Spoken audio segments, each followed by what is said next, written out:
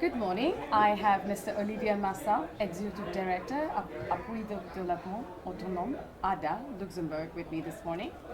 Olivier, one of the things that we have learned over the last 2 decades is the importance of networks and associations in sector strengthening and promoting important initiatives such as consumer education, protection of clients through endorsing the consumer protection principles, and most importantly, introducing various capacity building tools that can strengthen regulators, supervisory bodies, as well as MFIs of different types.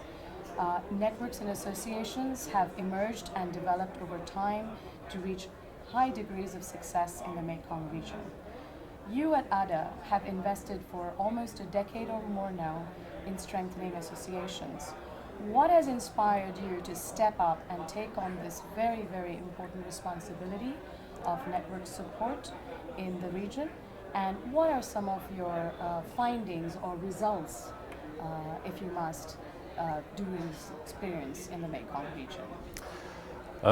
First of all, yes, indeed, ADA has been working progressively, in fact, over the decades, as you said, with the networks. In fact, we were at the early stage of ADA more than 20 years ago. We were starting with MFIs directly. And we find out that it's good to work with the MFI, and we still work with the MFI.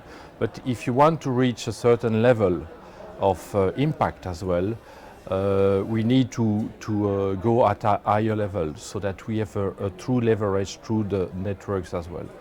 Working as well with the network, indeed, you mentioned that enables, in fact, to attack, in fact, other aspects that it's more difficult to manage or to deal with the MFIs, like what you mentioned, client protection and so on, meaning you need really to be in the context, in the country to really address those issues. And meaning, I think that being from outside, from Luxembourg, meaning it's difficult to address those issues with the MFIs directly. It's better to put this in context, in perspective, in the reality of the ground, so that you can have a real impact and effect on the MFIs and the network and the whole sector in the country.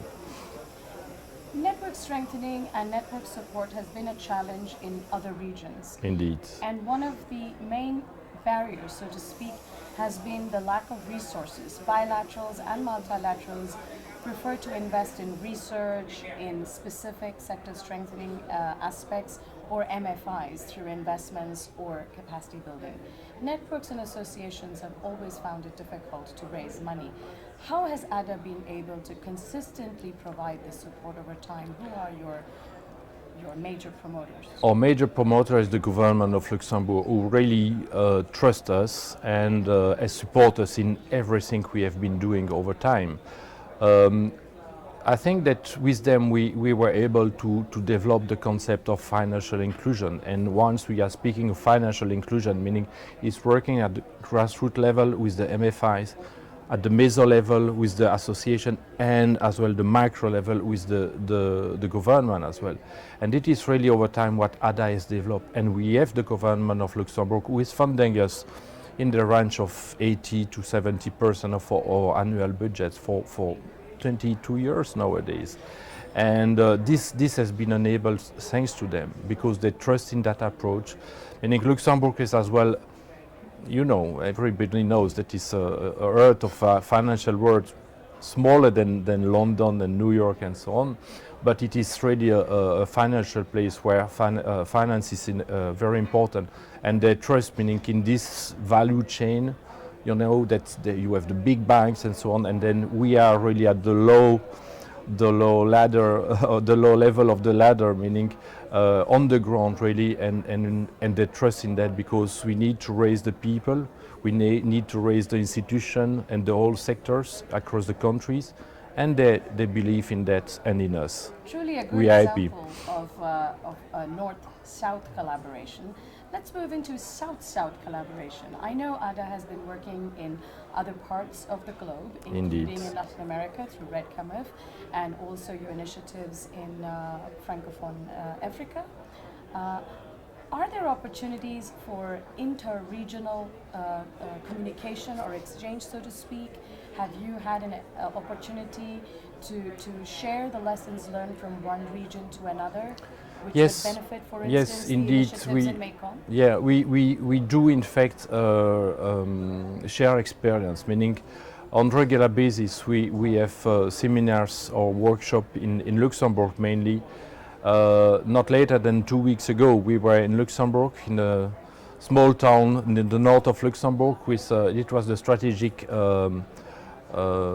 strategic workshop of ADA for the next 10 years, and there were participants from networks from Central America, from Africa, from the Philippines as well. We invited some of the participants from here, but they couldn't come, unfortunately. But it is the place where we really create exchange and show, meaning what we are doing with one network that the other one could benefit. And for example, we are setting up now an exchange between the Confédération des Institutions Financières from West Africa, CIF, that represents 3 million of beneficiaries, even 4 nowadays.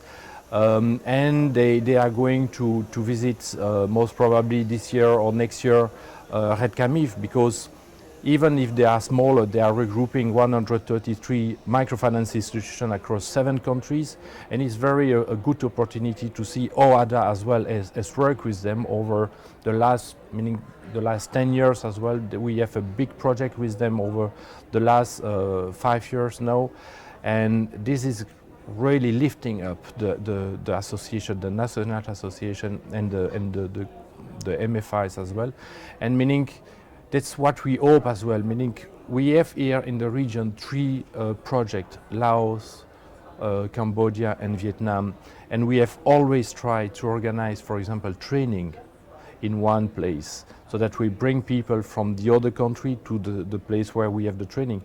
It is done purposely because we want them to talk about the issues, their problem. Once we are training them on governance, for example, it's key, it's important.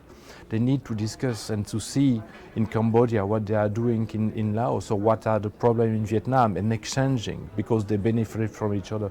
And we can really, at ADA level, because we are really global and we want to be global, we want really them to really exchange, because the learning is coming from them. And we are, meaning we are taking our right place. ADA, I say it, is a catalyst. And a catalyst is a very small thing, okay? Very small, but it enables a reaction.